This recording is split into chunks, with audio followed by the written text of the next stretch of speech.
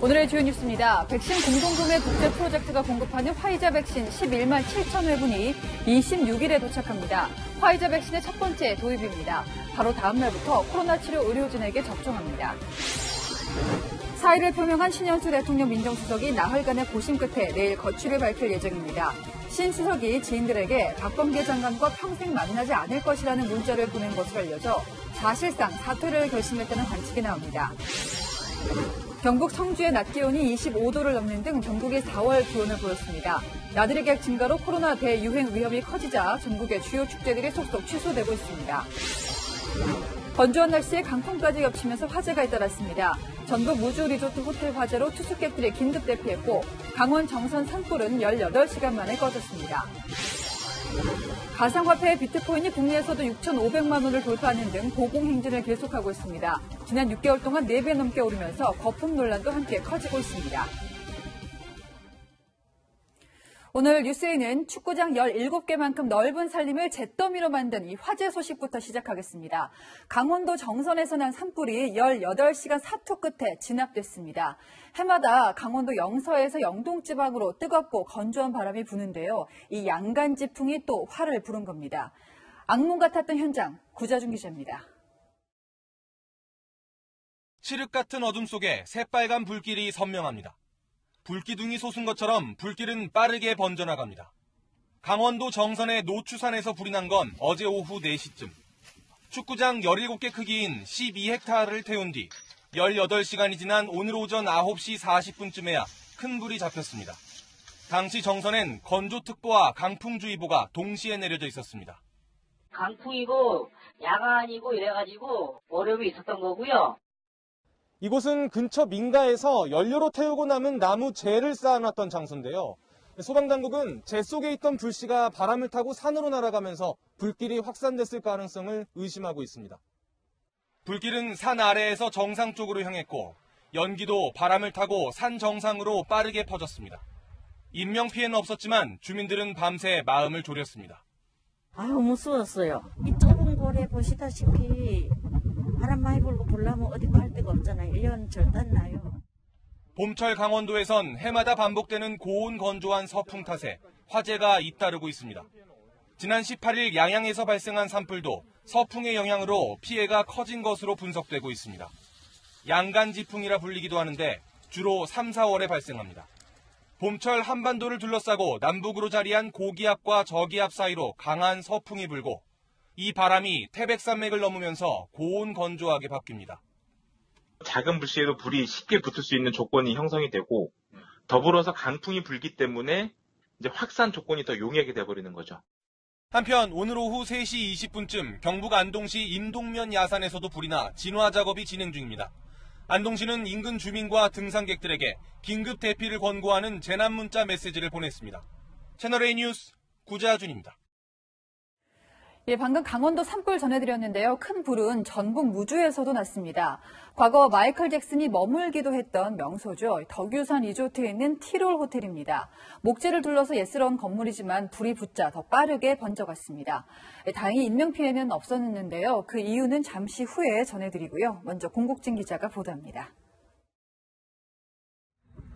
호텔 지붕 전체가 시뻘건 화염에 휩싸여 있습니다. 창문 밖으로도 불길이 맹렬하게 뿜어져 나옵니다. 바람을 타고 매캐한 연기가 밤하늘을 뒤덮습니다. 소방관들이 불길을 잡아보려고 연신물을 뿌려보지만 역부족입니다. 내가 왔을 때마다 이렇게 안 했거든요. 여기만 이렇게. 덕유산 리조트 내 티롤 호텔에서 불이 났다는 신고가 접수된 건 어젯밤 11시 4분쯤. 현장에 도착하니까 이미 지붕의 5개 중에서 2개로 확산은 됐어요. 바람이 워낙 세고 그러니까 물길이 닿지가 않는 거예요. 불길은 신고 접수 5시간 만에 잡혔지만 바람이 강해 진화 작업에 어려움을 겪었습니다. 불이 난 호텔 지붕은 모두 타버려 뼈대만 앙상하게 남아있습니다. 화재 직후 투숙객과 직원 등은 빠르게 대피해 다행히 인명피해는 없었습니다. 경찰과 소방당국은 호텔 2층 화목난로와 연결된 연통이 과열되면서 5층 목조 지붕에서 불이 시작된 걸로 보고 있습니다. 화목난로 상단에 땔감이 엄청 많이 있었다고 얘기를 했어요. 근데 불 때는 곳에 거기에 상당히 많은 땡깡이 타고 있었다고 그랬거든요. 이번에 불이 난 호텔은 지난 1997년 팝스타 마이클 잭슨이 2박 3일간 머물러 화제가 되기도 했습니다. 경찰과 소방당국은 호텔 관계자와 목격자를 상대로 화재 원인을 조사하는 한편 내일 화재 감식을 통해 발화 지점 등을 확인할 계획입니다. 채널A 뉴스 공진입니다. 네, 방금 들으신 대로 나무 구조물을 따라 불이 빠르게 번졌는데도 객실 비상벨이 울리지 않았습니다. 그래도 직원들이 일일이 방문을 두드리고 전화를 걸어서 대피를 유도했는데요. 80명이 넘는 투숙객들 놀란 가슴을 쓸어내렸습니다. 이번에는 김은지 기자입니다. 불길이 삼켜버린 호텔 나무 지붕에서 커다란 불똥이 아래로 떨어집니다. 잠시 뒤 지붕 밑에 있던 목재 구조물과 객실 발코니도 불길에 휩싸였습니다.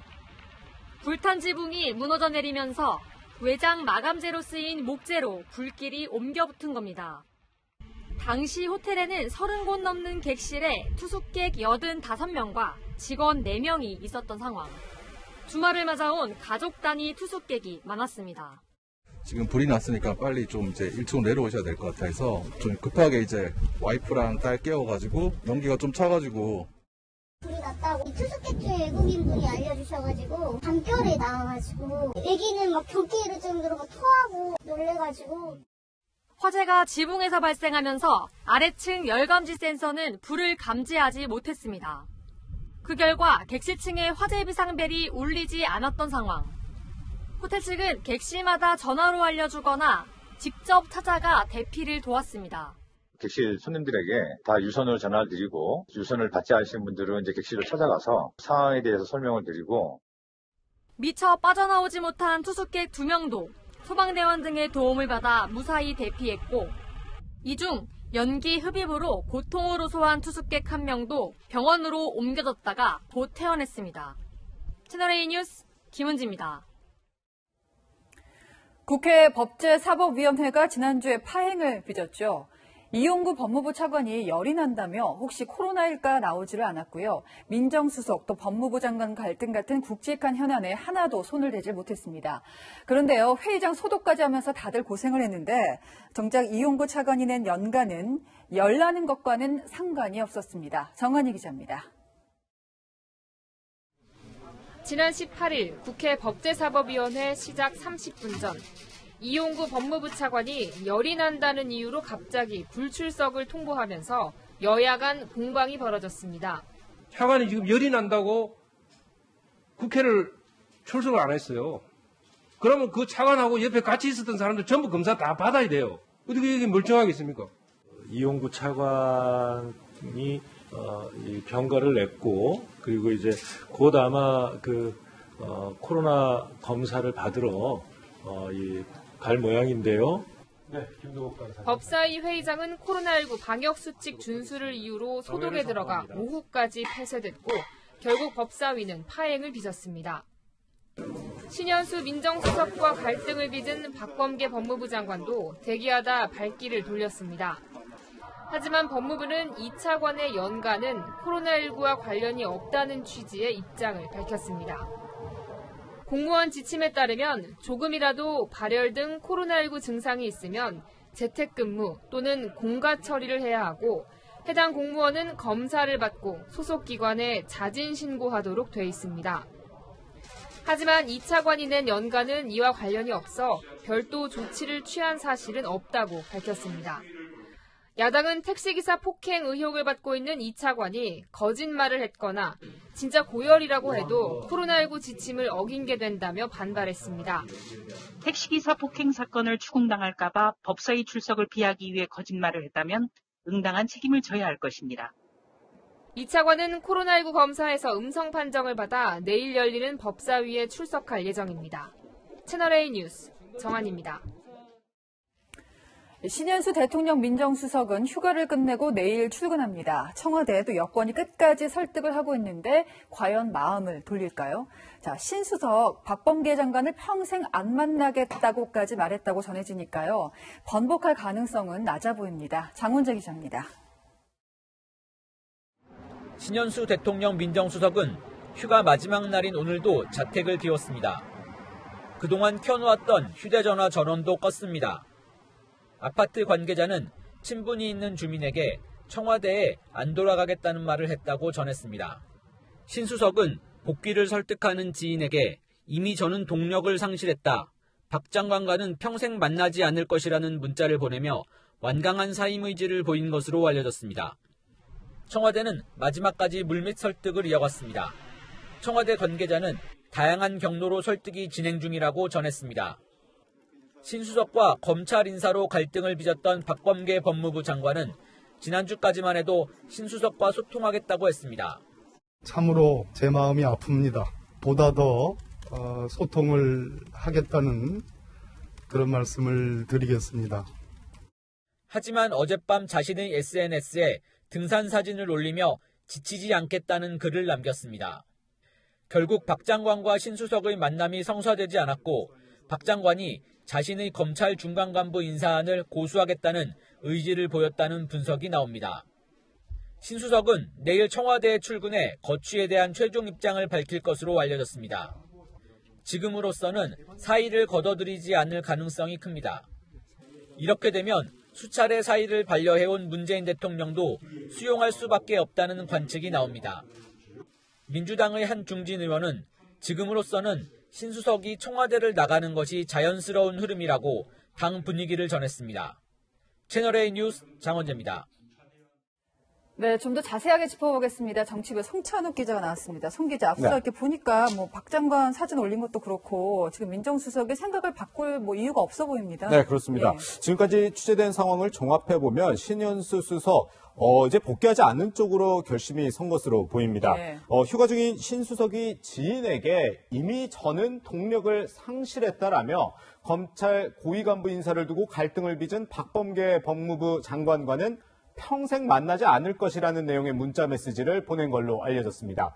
신수석 문자에는 법무부와 검찰의 안정적 협력 관계는 시작도 못 해보고 깨졌다는 내용도 포함된 걸로 전해집니다. 신수석을 잘 아는 민주당 관계자들은 감정을 잘 드러내지 않는 신수석이 그런 문자를 보냈을 리 없다고 당황해하고 있는데요. 하지만 취재해보니 신수석은 자신에게 청와대 복귀를 설득한 지인에게 이런 문자 메시지를 보냈다고 합니다. 자, 그렇다면 이미 결심이 섰다는 얘기인데요. 청와대 분위기는 어떻습니까? 네, 일단 청와대조차도 신수석이 어떤 결정을 내릴지 최종 의사를 확인하지는 못한 걸로 보입니다. 청와대는 최대한 말을 아끼며 신수석과 관련한 보도들이 오히려 복귀를 머뭇거리게 할 수 있다며 언론에 자제를 요청하고 있습니다.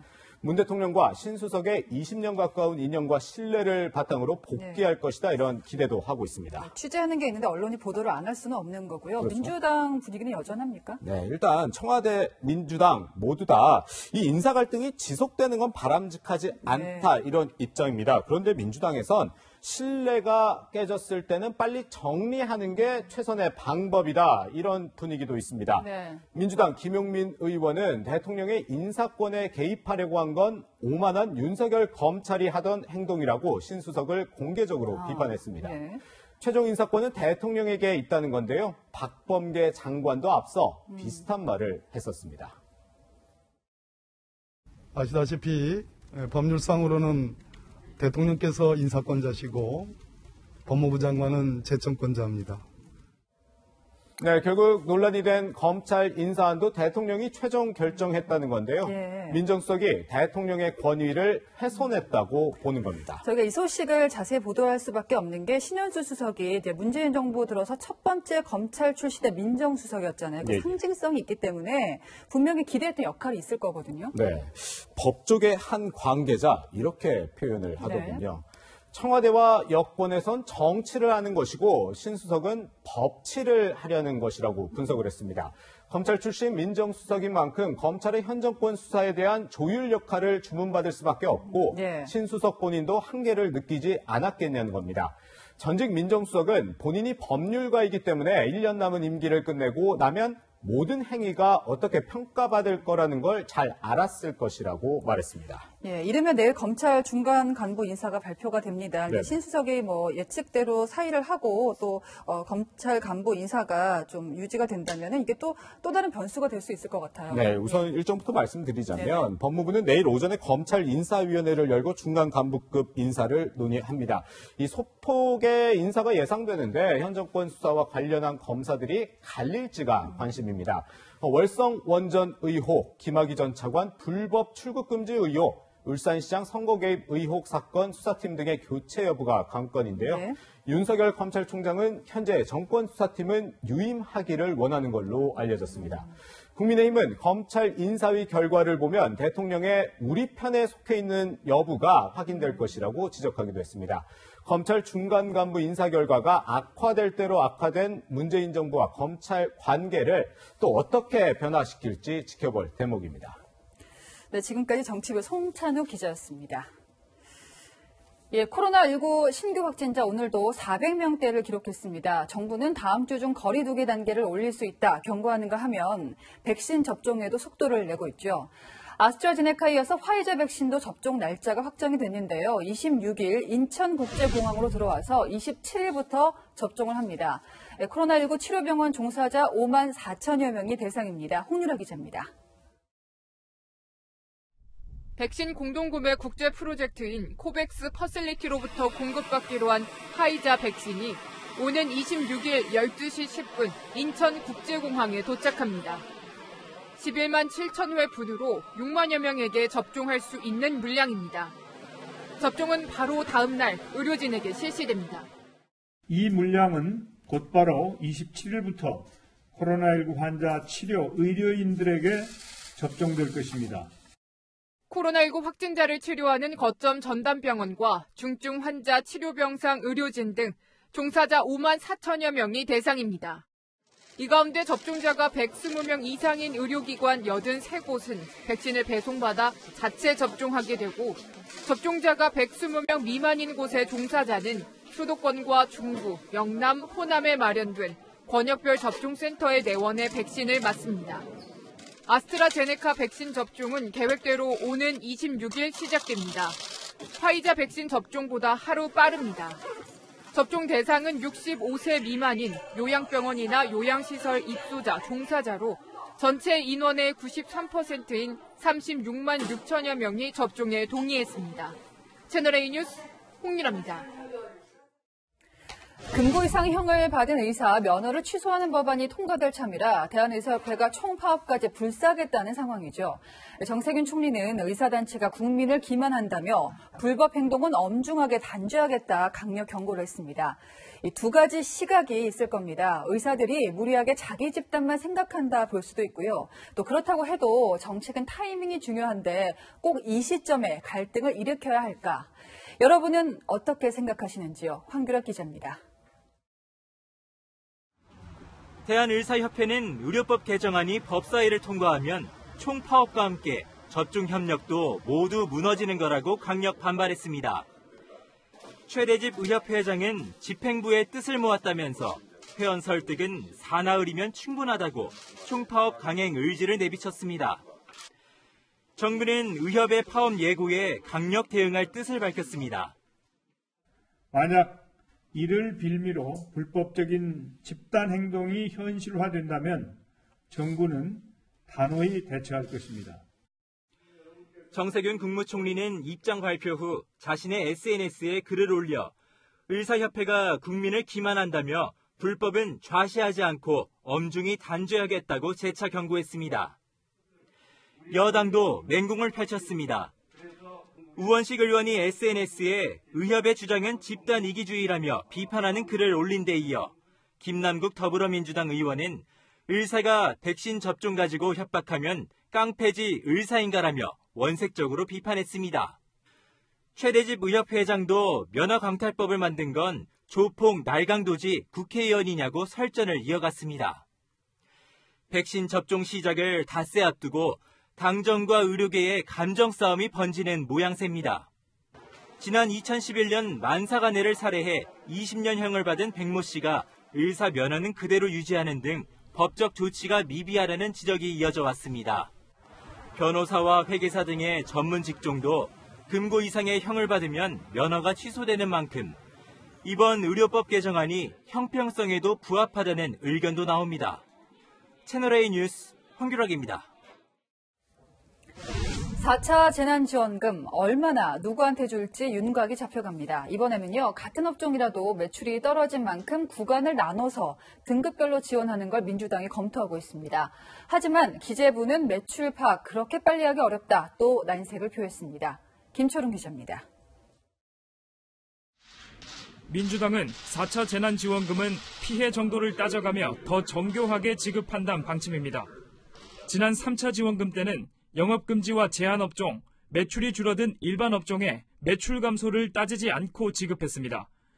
민주당은 이번엔 영업금지나 제한 조치에서 제외된 동네 슈퍼나 옷가게 등 대다수 일반 업종을 매출 감소에 따라 두세 개 그룹으로 나눈 뒤 금액을 차등 지급하는 방안을 검토 중입니다.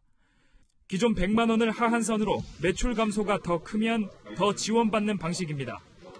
지급 기준도 연매출 4억 원 이하에서 10억 원 이하로 높이는 방안을 추진하고 있습니다.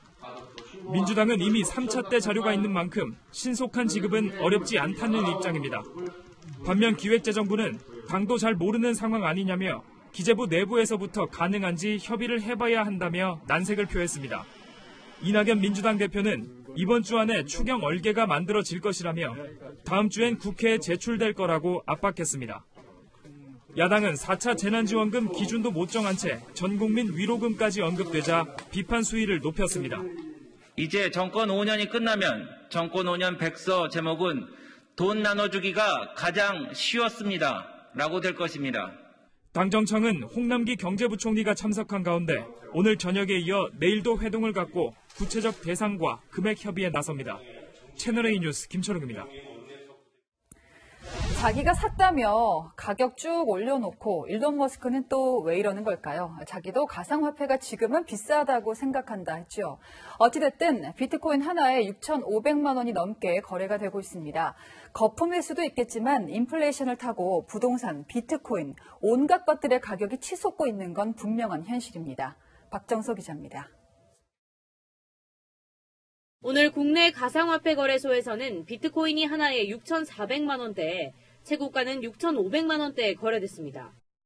비트코인 가격은 지난 6개월 동안 4배 넘게 오른 뒤 고공행진을 이어가고 있습니다. 시가총액은 그제 처음으로 1조 달러, 약 1,106조 원을 넘어서며 미국 전기차 회사인 테슬라의 시가총액 규모를 뛰어넘었습니다. Storm right now. You have relentless retail demand that keeps coming in, and we're starting to get lots more larger institutional players endorsing the crypto environment.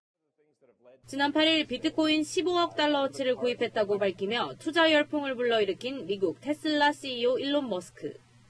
현지 시간으로 어제 SNS 글을 통해 가상화폐 가격이 높다는 사실을 인정했습니다.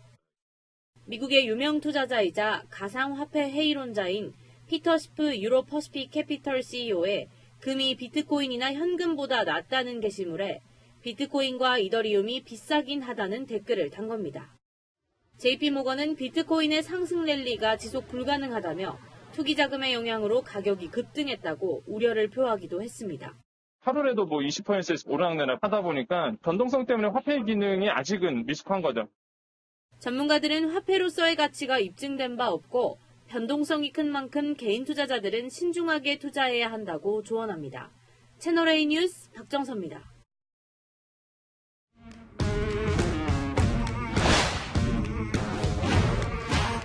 네, 여랑야랑 이민찬 기자 함께하겠습니다. 첫 번째 주제 보시죠. 백신 주사기 홍보대사, 정치권에서 백신 주사기 홍보대사를 자처한 사람이 있어요. 박영선 민주당 서울시장 예비후보입니다. 네, 마침 다음 주부터 백신 접종이 시작이 되는데요. 네. 국가적 현안이긴 한데 이게 서울시장 선거랑 어떻게 연결이 됩니까? 국내 한 업체가 주사기에 남아있는 백신의 양을 최소화하는 기술로 미 FDA 승인을 받았었죠. 네. 일본 등 전 세계 20여 개 국가에서 이 특수주사기를 극찬하며 앞다퉈 구매 요청을 해서 화제가 됐었는데요. 박영선 후보가 중소벤처기업부 장관 시절 이 업체에 도움을 줘서 이 주사기를 개발했다는 것을 강조하고 싶었던 듯합니다. 네.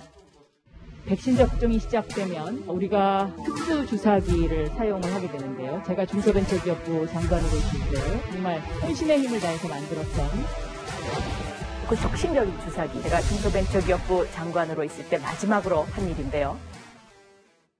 그제 SNS에는 일본에게 주사기를 보내야 하나 말아야 할까라고 물으며 일본보다 우수한 기술력을 우회적으로 강조하기도 했습니다. 네.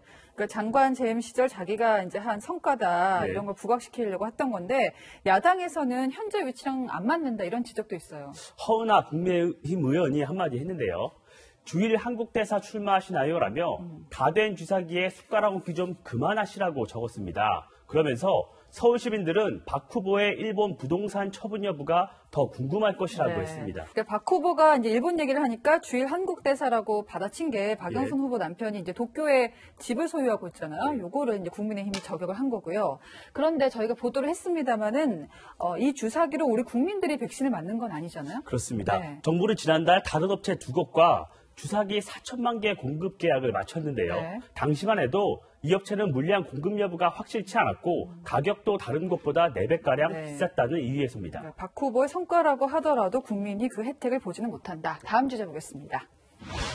웰빙 정당의 실체. 자, 문재인 대통령이 전 국민에게 위로 지원금을 주겠다 이렇게 발언했잖아요. 이게 또 정치권 논쟁을 불러왔는데요. 지난 19일이죠. 문재인 대통령 민주당 지도부와 만난 자리에서 이런 얘기를 했습니다. 문재인 대통령은 코로나에서 벗어날 상황이 되면 국민 위로 지원금, 국민 사기 진작용 지원금 지급을 검토할 수 있다고 말했습니다. 국민의힘은 4월 재보궐선거, 더 나아가 내년 대선까지 염두한 발언이라며 비판을 쏟아냈는데요. 유승민 전 의원은 매표 행위라고 했고 나경원 국민의힘 서울시장 예비후보는 노골적인 관권 선거라고 주장했습니다.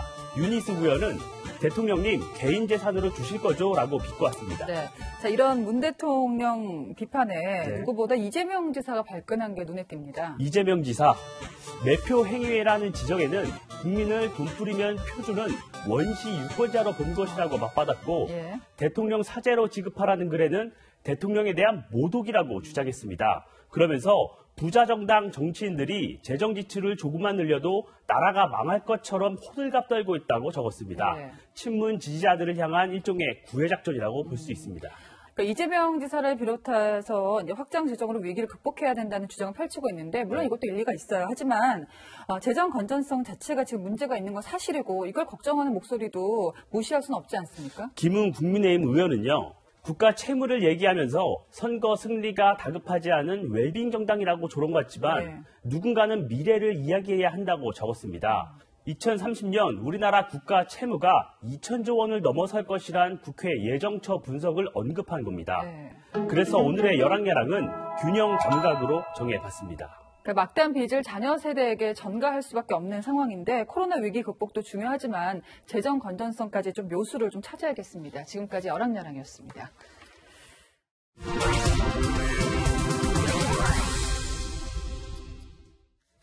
오늘 저도 얇은 패딩을 입고 나왔다가 더워서 혼났는데요. 특히 경북 성주는요 25.4도 거의 초여름 날씨에 가깝습니다. 덩달아 나들이를 나선 분들이 많아지면서 코로나19 걱정이 커집니다. 김태형 기자입니다. 낚시대회에 참가한 낚시꾼들이 월척을 노립니다. 마스크를 쓰고 3m씩 떨어져 앉아 낚싯대를 던집니다.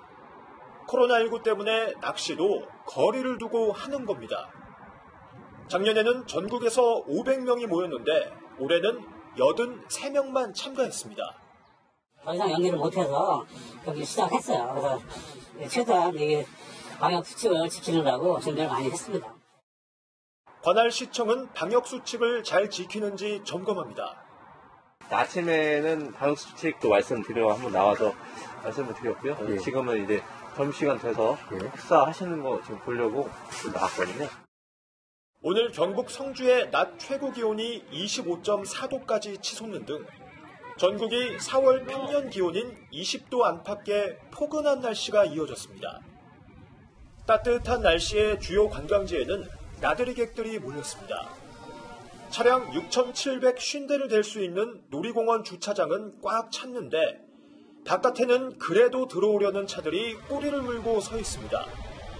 세종시 호수공원에도 텐트를 쳐놓고 봄 기온을 즐기는 인파까지 몰려 북적입니다. 상춘객들이 몰릴 경우 코로나19 4차 대유행을 앞당길 수 있다는 우려가 커지면서 지방자치단체들은 지난해에 이어 올해도 주요 축제를 줄줄이 취소하고 있습니다. 전남 지역에선 올해 115개 축제 중 109개가 취소됐습니다. 4월에도 이거 분명히 이제 잡히지 않을 때 이제 눈 불고도 변하니까 아예 취소가 됐었어요. 전남 외의 다른 지역에서도 축제 취소 여부를 검토하고 있습니다. 채널A 뉴스 김태형입니다. 한편 이렇게 날씨가 풀리다 보니 큰 일교차에 아침마다 뿌옇게 안개가 끼죠. 특히 운전할 때 정말 조심하셔야 합니다. 오늘도 안개가 오중 추돌 사고를 불렀습니다. 사건 사고 정현우 기자입니다. 뿌연 안개가 잔뜩 낀 고속도로. 대형 트럭 2대가 부딪힌 채 1, 2차선을 막고 있습니다. 주변 도로엔 사고 차량과 견인차, 뒤따르던 차들이 길게 늘어서 있습니다. 천안 논산 간 고속도로에서 오중 추돌 사고가 난 건 오늘 오전 6시 반쯤. 앞서가던 차량들이 낸 교통사고를 피하려고 25톤 화물차가 급제동을 하자 뒤따르던 승용차 2대와 트럭 2대가 잇따라 부딪힌 겁니다. 이 사고로 승용차에 탄 2명이 다쳐 병원으로 옮겨졌습니다. 사고 수습을 위한 교통 통제가 이뤄지면서 주변 도로가 40분간 정체되기도 했습니다. 앞에서 중요한 살인사고가 있었는데 안개가 끼는 바람에 나머지 차량들이 이제 추돌을 한 거예요. 안개는 좀 많이 꼈다고 하더라고요. 사고 당시 가시거리는 100m 안팎으로 앞에 가는 차량이 거의 보이지 않을 만큼 안개가 짙게 끼어 있었습니다. 전문가들은 일교차가 큰 봄철에 내륙을 중심으로 짙은 안개가 발생하는 만큼 안전거리 확보와 감속이 필수라고 강조합니다. 잠수복을 입은 해경 수색대원이 뒤집힌 어선 내부를 살핍니다. 이틀 전 경북 경주 앞바다에서 전복된 홍게잡이 어선입니다. 해경은 오늘 오전 선체 안에서 선원 1명을 발견해 구조했습니다. 어선 창고에 40시간 동안 갇혀 있어 저체온증이 온 것 외에 크게 다친 곳은 없었습니다. 다른 선원 1명도 사고 지점으로부터 14km 떨어진 해상에서 구조됐지만 의식과 맥박이 없는 상태였습니다.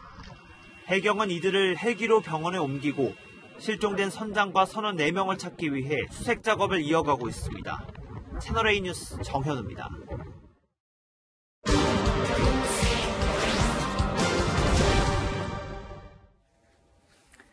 코로나19가 끝나면 우리는 정말 평화를 찾을 수 있을까요? 지구가 뜨거워지면서 곳곳에 이상한 현상이 속출하고 인류는 더 굶주릴 거라는 전망이 나옵니다. 세계를 보다 황하람 기자입니다. 무덥기로 유명한 사우디아라비아의 기온이 영하 2도까지 떨어졌습니다. 한밤중 쏟아진 눈을 뒤집어 쓴 낙타들도 어리둥절할 수밖에 없습니다. 늘 뜨거운 태양 아래 있던 그리스 아크로폴리스는 겨울왕국으로 변했습니다.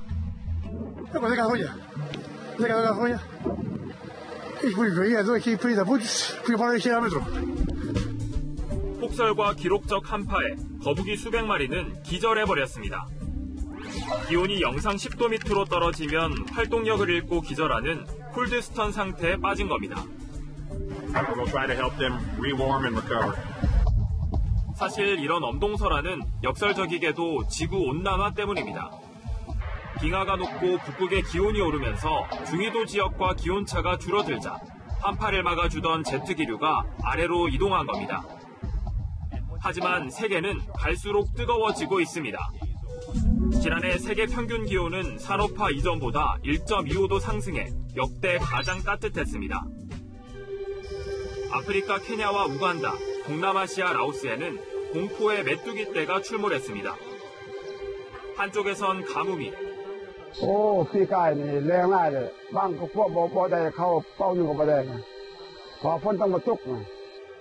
한쪽에선 홍수가 휩쓸고 지나갔습니다.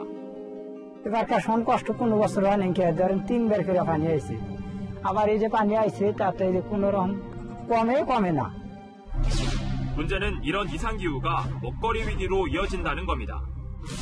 Flooding or drought from not having enough rain, too much heat, too much cold. All these factors are making agriculture less stable. 지구 온도가 1도 올라가면 쌀, 밀 등 곡물 생산량은 16% 감소한다는 연구 결과도 있습니다. 우리나라도 예외는 아닙니다.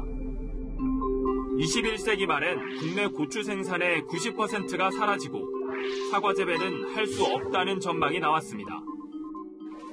서울 시내의 농수산물 시장에 나와봤습니다. 요즘 값이 안 오른 품목이 없지만 국민과일 사과는 지난해 한 상자 3만 원 하던 게 지금은 4만 5천 원으로 급등했습니다. 비싼 가격에 시민들도 선뜻 손이 가질 않습니다. 과일을 좋아하는데 사과를 무척 좋아해요. 근데 사과가 너무 비싸서 제가 냉장고에 사과를 안 떨어뜨리거든요. 근데 요새 좀. 지난해 세계 기아 인구는 급증해 최근 5년간 증가폭의 2배를 뛰어넘었습니다. 올해가 기아 팬데믹으로 비극적 한 해가 될 수 있다는 경고의 목소리가 나오는 이유입니다. Failure to address their needs will cause a hunger pandemic which will dwarf the impact of COVID. 핵과 온난화의 경고를 담은 지구 종말의 날 시계는 종말을 뜻하는 자정에서 100초 전에 멈췄습니다.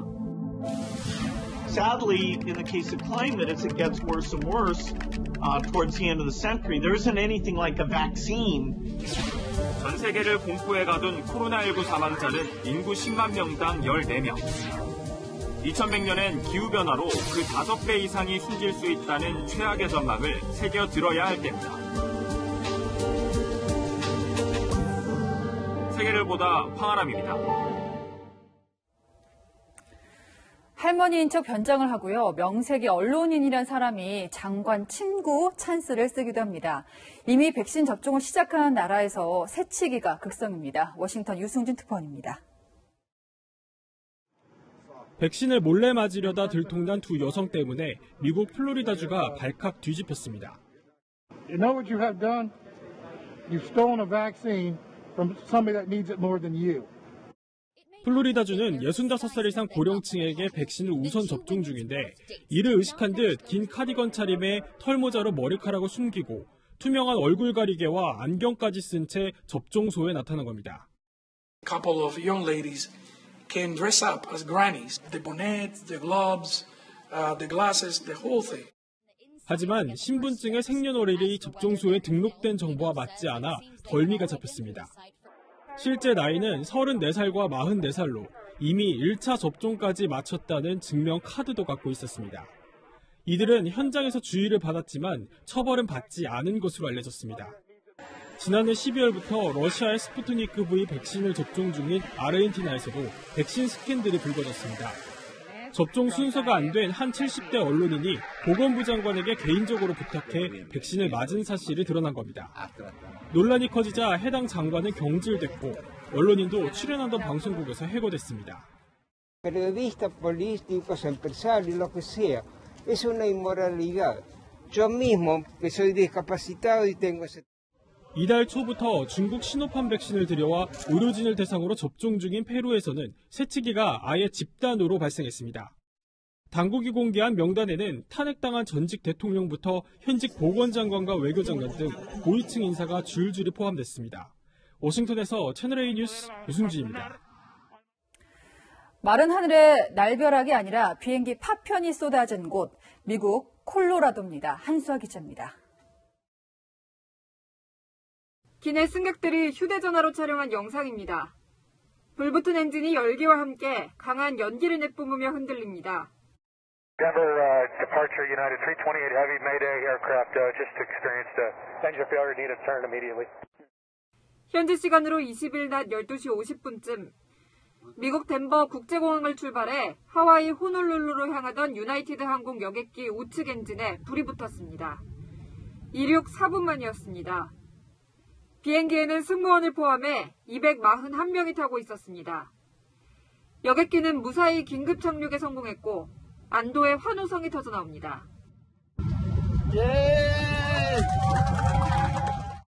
Looked at each other, my wife and I, and held hands and just wished our kids would see them again. 하늘에서 비행기 파편들이 유성처럼 떨어집니다.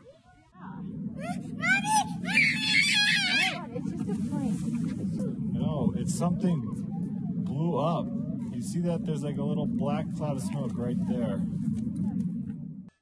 지름 4.6m의 거대한 엔진 덮개는 집 앞마당에 떨어졌습니다. I thought the wind had blown my neighbor's trampoline over, because I could just see the metal. As soon as I opened the door, I go, oh, that's the front engine of a plane. 여객기에 타고 있던 탑승객과 파편이 떨어진 주택가 주민들은 모두 안전한 것으로 알려졌습니다. This park on a day like today, we could have hundreds of people here, and the fact that we are still not getting reports of any injuries is absolutely shocking at this point. 채널A 뉴스 한서입니다. 요즘 날씨, 겨울이라고 하기에는 너무 포근하죠. 오늘 거리에서는 이렇게 반팔을 입은 시민의 모습이 눈에 띄었고요. 내리쬐는 햇살에 양산을 쓴 시민들도 있었는데요. 오늘 서울은 한낮에 17.4도까지 올랐고요. 경북 포항은 24.9도를 기록했습니다. 월요일인 내일 서울의 아침 기온은 4도로 시작해서 한낮에는 11도로 오늘보다는 낮겠지만 여전히 포근하겠고요. 대전은 17도, 대구는 21도까지 오르겠습니다. 내일 전국이 대체로 맑겠지만 중서부 지역의 공기는 여전히 탁하겠습니다. 한편 현재 강원 산지와 동해안 지역에는 건조특보와 강풍특보까지 내려져 있는데요. 화재 피해가 추가로 발생하지 않도록 불씨 관리 철저히 해주셔야겠습니다. 모레인 화요일부터는 날이 급격히 추워지겠습니다. 감기 걸리지 않도록 조심하시기 바랍니다. 날씨였습니다. 네, 저는 다음 토요일에 뵙겠습니다. 내일도 뉴스입니다.